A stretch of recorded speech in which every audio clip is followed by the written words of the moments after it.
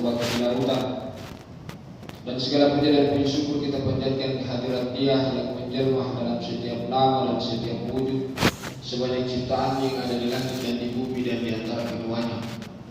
Karena jika bukan nikmat tetesan darah, hembusan nafas, detak jantung, ayunan tangan dan langkah kaki yang Dia berikan kepada kita, maka mustahil bagi setiap kita untuk bisa bersama-sama melaksanakan sholat Idul Adha secara berjamaah. Salam dan takzim kita kepada seluruh utusan Allah Subhanahu wa taala, bil khusus Nabiullah Muhammad sallallahu alaihi wasallam. Nabi yang karena keagungan namanya, Nabi yang karena dialah satu-satunya alasan sehingga Allah Subhanahu wa taala menggelar dan membentangkan alam semesta beserta seluruh isinya. Hadirin sidang jamaah Idul Adha yang insyaallah dimuliakan dan dirahmati oleh Allah Subhanahu wa taala. Hati yang damai dan memulai hari ini seakan melukiskan adanya keyakinan bahwa Allah Subhanahu wa taala adalah muara dari segala ikhtiar manusia dan menjadi sumber kekuatan yang tak terhingga. Sehingga kepadanya semata kita menyerahkan dan menyandarkan segala kemelut hidup. Ia memiliki kekuasaan yang tak dapat ditakar oleh neraca kemahlukan apapun. Kalaupun neraca kemahlukan mampu menempatkan posisi yang sebenarnya, maka upaya-upaya tersebut masih dapat celah untuk dimuliakan dalam konteks zikir, tasbih sebagai wujud nyata kepatuhan dan ketentuan yang tidak berhenti. Allahu Akbar, Allahu Akbar, Allahu Akbar, walillahil hamd. Kalimat di atas adalah ucapan kepercayaan, wujud keyakinan dan realisasi kesadaran manusia atas eksistensi Tuhan, pangkalan tempat bertolak dan pelabuhan tempat bersama. Ia adalah laksana menara di tengah samudera perjuangan kehidupan dan kemanusiaan. Ia menerjemahkan suatu keyakinan, pandangan dan pendirian hidup, nyala dan cahaya hidup yang memancarkan pijar sinar. Maha besar Allah, segala darinya kecil. Alam semesta besar diciptakan olehnya, bergerak di bawah asuhan dan kekuasaannya. Kekuasaan para raja, pemimpin, penguasa berhimpun menjadi satu kecil, lemah di hadapannya. Pengetahuannya menembus segala rahasia dan rohani manusia, semut kecil yang bersembunyi dalam lubang gelap dan duduk terdiam di atas batu hitam diketahui belaka. Bunga yang masih mekar, menguntung, jatuh membumi, atau daun yang sudah layu mengering diterbangkan angin entah kemana hidupnya. Diketahui semua, tak ada yang terlepas dari tilikan dan pengetahuannya. Kalimat-kalimat itu diucapkan di masa damai dan tentram, serta dikumandangkan pula pada saat krisis, pada saat kritis dan bahaya mencekam.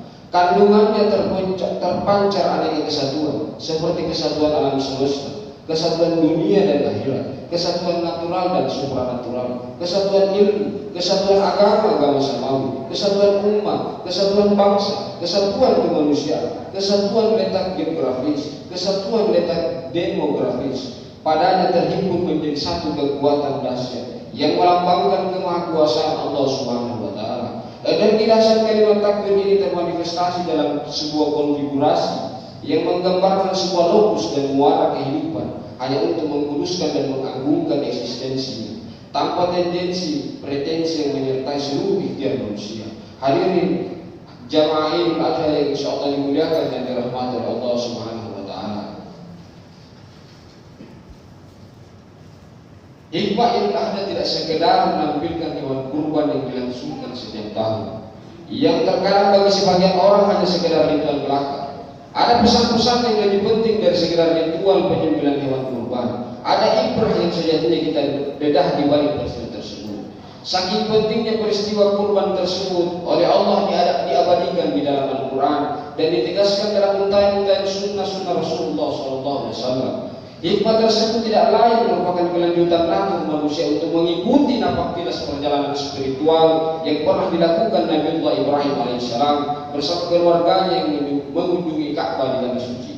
Nabi Ibrahim alaihissalam tidak semudah membalikkan telapak tangan, mendapatkan predikat yang terdekat dengan Allah. Gelarnya langsung disebutkan oleh Allah, wattakhazallahu Ibrahim khalila. Allah mengambil Ibrahim sebagai hamba yang terdekat dengan Allah. Namanya dan keluarganya diabadikan dalam setiap sholat kita. Bahkan ribuan tahun setelah beliau wafat, yakni setelah menyebutkan Allahumma sholli ala Muhammad wa ala ali Muhammad kama kama shallaita ala Ibrahim wa ala ali Ibrahim. Selain itu juga Ibrahim bergelar Abul Anbiya, karena setiap kanan dan sisi kirinya generasinya terlahir menjadi seorang nabi. Pertanyaan mendasar ialah bagaimana bisa seorang hamba biasa yang ayahnya merupakan produsen berhala dapat disanjung oleh Allah menjadi Khalilullah dan Abul Anbiya, dibaca namanya dalam setiap surat kita, baik pagi, petang, siang dan malam. Hadirin sidang jamaah ada yang insyaallah dimuliakan dan dirahmati Allah Subhanahu wa taala. Ada pesan yang tiap tahun disampaikan kepada kita melalui ritual kurban. Kita hanya diminta mendengar pelajaran terbaik di balik peristiwa luar biasa tersebut. Sebagaimana 30 generasi setelah peristiwa itu terjadi dicontohkan oleh Sayyidul Awwalin wal Akhirin Muhammad sallallahu alaihi wasallam. Yang perlu kita ketahui sebelum menelisik esensi peristiwa kurban ialah Mekah adalah gaibah. Mekah adalah awal di mana orang mengenal Allah Subhanahu wa taala, karena di Mekah ada monumen paling tua di muka bumi yang oleh Allah menyebutnya sebagai inni awwala baiti wudi'a lin-nas dan Bakkatan mubaraka wa hudan lil alamin.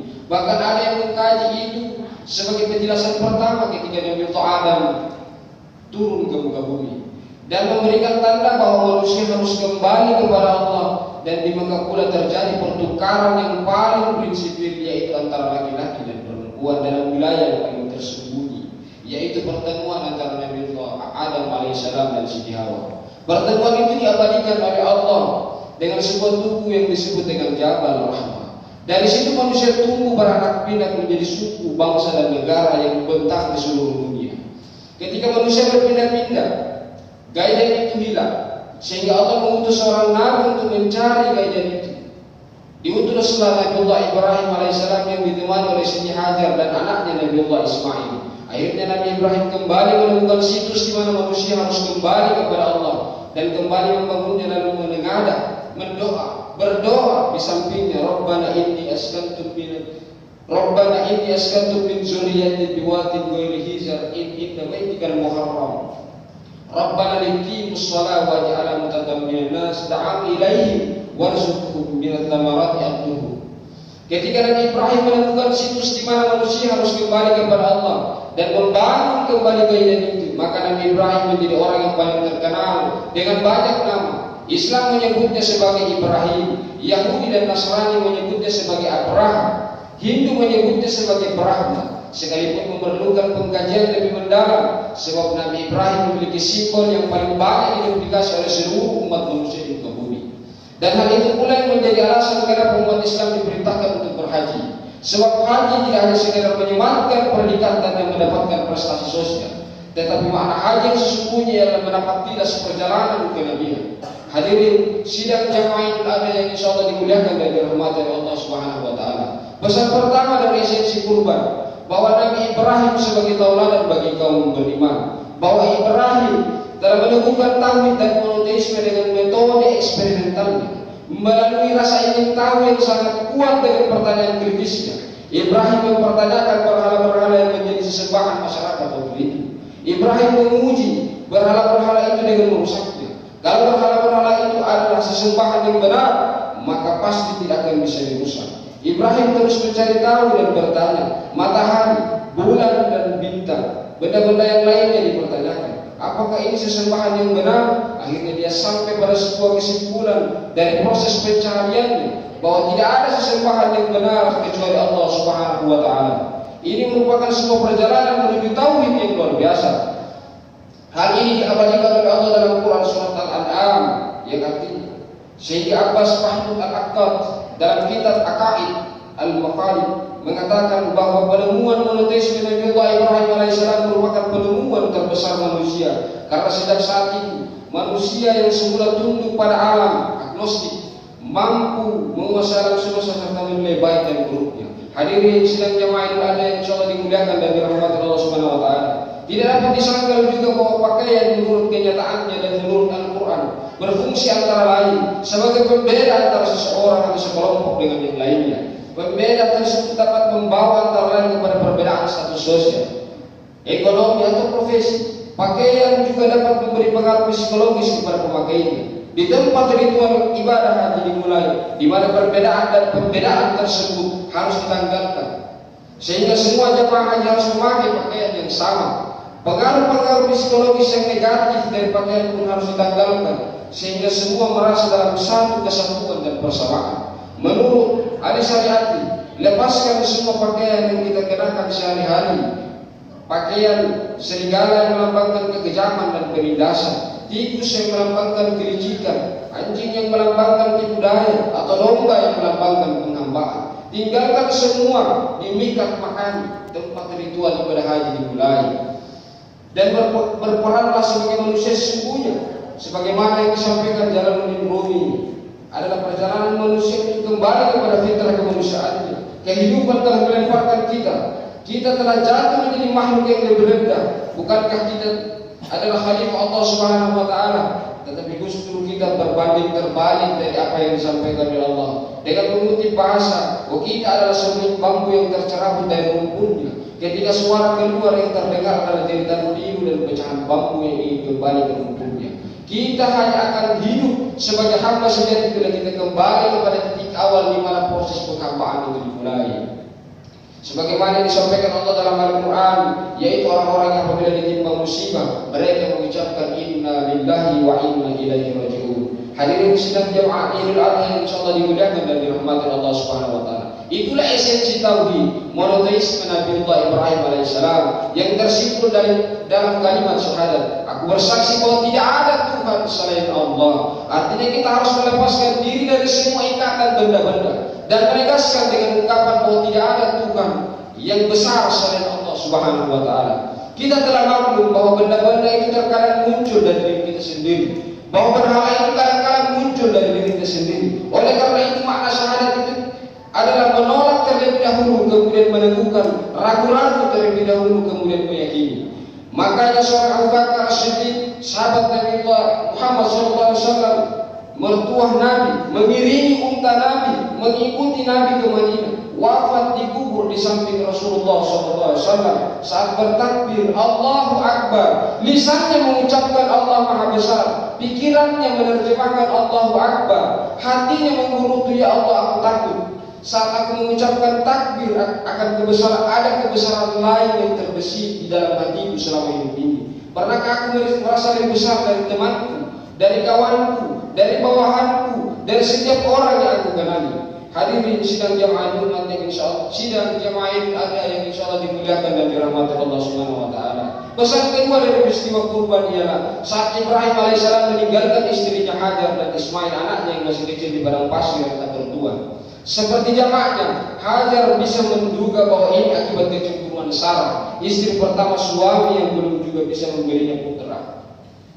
Hajar mengejar Ibrahim suaminya dan berteriak, "Mengapa kau tega meninggalkan kami di sini? Bagaimana kami bisa bertahan hidup?" Ibrahim alaihissalam terus melangkah dan meninggalkan keduanya tanpa menoleh, tanpa memperlihatkan air mata yang meleleh. Remuk redam perasaannya terjepit antara pengabdian dan pembiaran. Hajar masih terus mengejar sambil terus menggendong Ismail. Kali ini dia setengah menjerit dan jeritannya menembus langit. "Wahai suamiku, ayahanda Ismail, apakah ini perintah Tuhanmu?" Kali ini Ibrahim alaihissalam sang Khalilullah berhenti melangkah. Dunia seolah berhenti berputar. Malaikat menyaksikan peristiwa itu pun turut terdiam menanti jawaban Ibrahim alaihissalam. Butir pasir seolah terpaku, angin seolah berhenti mendesak. Pertanyaan atau lebih tepatnya gugatan Hajar membuat semuanya terkesiap. Ibrahim alaihissalam kembali tegas dan berkata, "Iya, ini perintah Tuhanku." Hajar berhenti mengejar dan terdiam. Lantas meluncurlah kata-kata dari bibirnya yang mengagetkan semua malaikat, serta menggusarkan butir pasir dan angin. "Jikalau ini perintah Tuhanmu, pergilah wahai suamiku. Tinggalkan kami di sini, jangan khawatir. Allah akan menjaga kami dan memberikan jalan keluar atas setiap ujian." Ibrahim alaihissalam beranjak pergi. Dilema itu pun sudah. Allahu Akbar, Allahu Akbar, Allahu Akbar, walillahil hamd. Sebuah pesan pengabdian atas nama perintah Allah, bukan pembiaran. Itulah yang disebut ikhlas. Ikhlas adalah wujud sebuah keyakinan mutlak pada Sang Maha Mutlak. Ikhlas adalah kepasrahan, bukan mengalah apalagi menyerah kalah. Ikhlas itu adalah ketika engkau sanggup untuk berlari, mampu untuk melawan dan kuat untuk mengejar, namun engkau memilih untuk patuh dan tunduk. Ikhlas adalah sebuah kekuatan untuk menundukkan diri sendiri dan semua yang engkau cintai. Ikhlas adalah memilih jalannya, bukan karena engkau terpojok tak punya jalan lain. Ikhlas bukan lari dari kenyataan. Ikhlas bukan karena terpaksa. Ikhlas bukan merasionalisasi tindakan, bukan mengkalkulasi hasil akhir. Ikhlas tak pernah berhitung. Ikhlas tak pernah pula menepuk dada. Ikhlas itu tangan menujunya, mendengar perintahnya, mentaatinya. Ikhlas adalah ikhlas itu sendiri, murni tanpa embel-embel kepamrihan apapun, suci bersih 100% hanya karenanya dan mengikuti kehendaknya, tidak ada yang lain. Hadirin sidang jamaah yang insyaallah dimuliakan dan dirahmati Allah Subhanahu wa taala. Setelah ditinggal suami Ibrahim, Hajar menggendong putranya Ismail sambil lapar dan haus. Mondar-mandir di antara Bukit Safah dan Marwah adalah sebuah tindakan konyol dalam pandangan kita, apalagi di tengah gurun tandus. Tapi dalam situasi krisis itu ada harapan yang membuatnya berlarian kecil di antara dua bukit. Harapan dan usaha yang dilakukan berulang-ulang pasti membuahkan hasil, yaitu air Zam-Zam. Air Zam-Zam adalah pertemuan antara krisis, harapan dan usaha. Bahkan air Zam-Zam itu tumbuh bersama peradaban besar dan menjadi artefak paling penting dalam sejarah Mekah sebagai salah satu sentrum pergerakan Islam.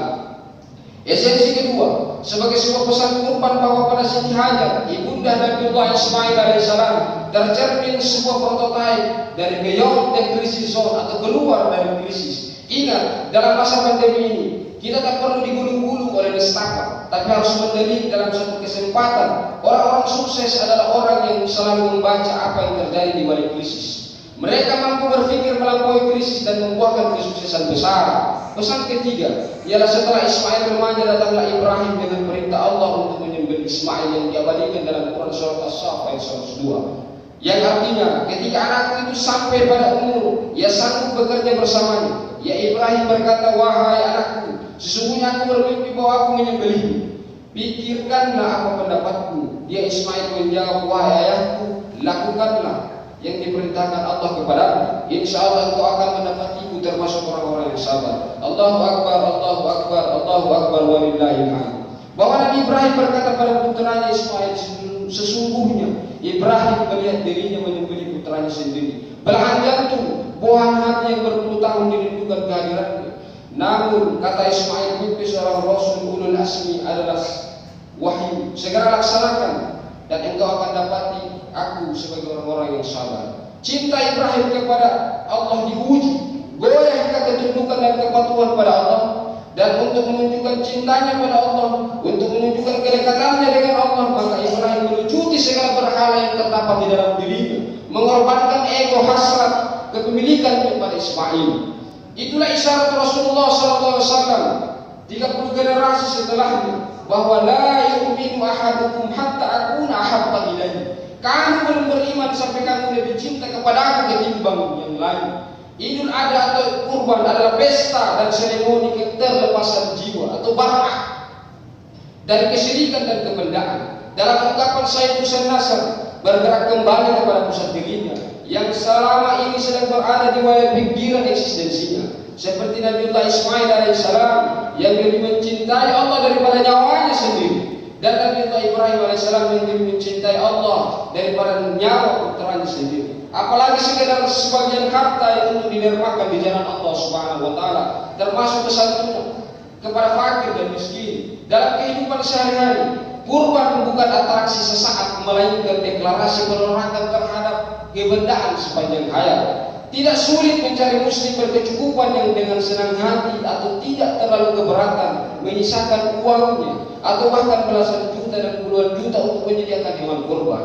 Yang sulit adalah mencari muslim yang rela menyediakan dana sebesar itu untuk membantu saudaranya untuk memperbaiki atap rumahnya yang bocor, menyekolahkan anaknya yang tidak mampu, mengoperasikan orang lain yang sakit, meringankan beban mereka yang terkena PHK.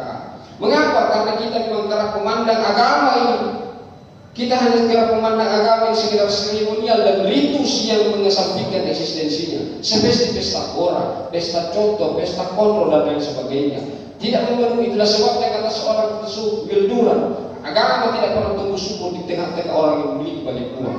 Padahal kurban secara etimologis, kata korban dari kata korobah Yuqarribu artinya pendekatan atau mendekatkan diri kepada Allah. Allah sudah maha dekat, namun kita yang menjauhkan diri darinya. Kita mencintai Sang Maha Cinta dengan melepaskan rasa kepemilikan kepada apa yang Allah amanahkan pada kita, dan agar kita mencintainya dengan mencintai sesama melalui jalan cinta.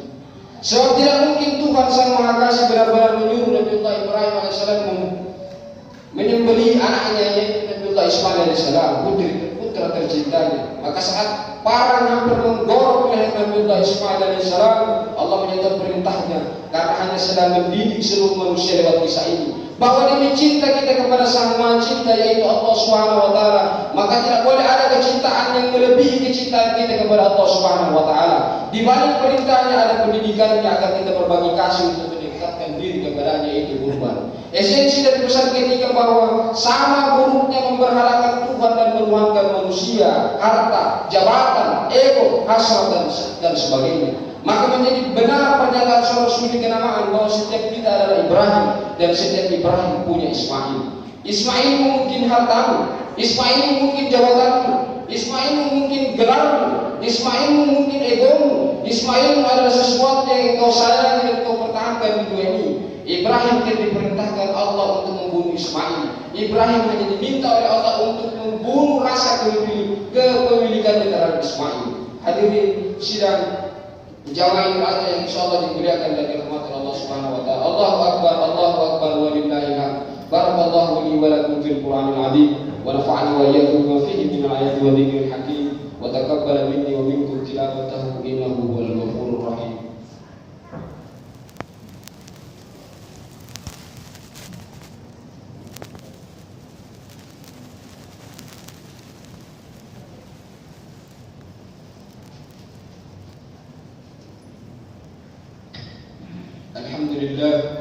Alhamdulillahilladzi anzala as-sakinah fi qulubil mu'minin. Asyhadu an la ilaha illallah wahdahu la syarika lahu wa asyhadu anna Muhammadan abduhu wa rasuluhu la nabiyya ba'dahu. Allahumma shalli ala sayyidina Muhammadin nabiyil ummi wa ala alihi wa ashabihi wa man tabi'ahu wa mawala. Allahumma shalli wa sallim wa barik alaihi. Marilah kita sama-sama di hari yang suci ini mengajak kepada Bapak Ibu saudara-saudara sekalian, kaum muslimin dan muslimat yang berbahagia, sambil menundukkan kepala dengan hati yang lapang, memohon kepada Qadir Rabbul Jalil untuk membimbing kita ke jalan kebenaran, menuntun kita ke arah keselamatan dan menjadikan kita semua kelompok umat yang taat pada kebaikan dan kedamaian. Allahumma ghfir lil muslimin wal muslimat wal mu'minina wal mu'minat al ahli wal amwat innaka sami'un qaribun mujibud da'wat wa ya qadil hajat. Allahumma inni nas'aluka ridhaka wal jannah wa na'udzu bika min sakhatika wan nar. Allahumma inni nas'aluka ilman nafi'an wa rizqan thayyiban wa 'amalan mutakabbiran. Ya Allah, ya Tuhan kami, hanya kepadamu kami hadapkan wajah ini, yang kepadamu semata kami berharap. Jangan sampai hidup yang semak menggoyahkan tautan jiwa ini menjadikan kami terjerembab dalam lubang kejauhan denganmu. Dan jangan sampai kebilauannya dunia mengajak kami berlari menujunya. Jangan sampai kehadiran menjadikan kami lupa bahwa bukan di sana hakikat kebahagiaan sejati akan tercapai. Bukan di sana kedamaian jiwa akan terangkuh. Bukan demikian kehendak hidup kami yang sesungguhnya. Bukan demikian hasrat jiwa kami yang tersembunyi dalam qalbi. Bukan di sana kebaikan dan keindahan kami, ya Allah. Lakukan hidup harapan dan menggapai perkiraanmu. Ya Allah, ya Tuhan kami, ya Rabb, tumbuhkanlah ikatan cinta yang sulit terurai kepadamu. Jangan jadikan jiwa kami gulana dan merana dari arsy kekuasaanmu hanya kepada keteledoran, sifat, serakah, dendam dan permusuhan di antara kami yang menghiasi rona kehidupan. Jangan biarkan kami tenggelam dalam hawa nafsu akar murka, karam di tengah hempasan badai keingkaran, remuk jiwa di belantara hidup yang penuh kesumat. Ya Allah, ya Rabb, di kehidupan yang semakin jauh dari keindahan, jangan menjadikan kami terseret dalam arusnya. Jangan menjadikan jiwa kami yang mengharap hidup dalam kesejatian, padahal Engkau membiarkan kami mengayuh gelombang dan kepastian yang nyaman. Ya Allah, ya Tuhan kami, di sini di pagi yang cerah dibalut dengan dinginnya embun pagi, ada jiwa yang merindumu, berharap kegigiran hidup ini tak akan melalaikan akan kehadiranmu. Di jiwa kami yang bening di sini ada jiwa yang merindumu. Jauh di lubuk hati di sekeliling keberadaan kami menghiasi gemulai rona jiwa dengan keceriaan cinta, mencium kelembutan kearifanmu dan merasakan cinta yang tiada tara. Rabbana dhalamna anfusana wa in lam taghfir lana wa tarhamna lanakunanna minal khasirin. La ilaha illa anta subhanaka inni kuntu minadh dhalimin. Rabbana atina fid dunya hasanah wa fil akhirati hasanah wa qina adzabannar. Assalamu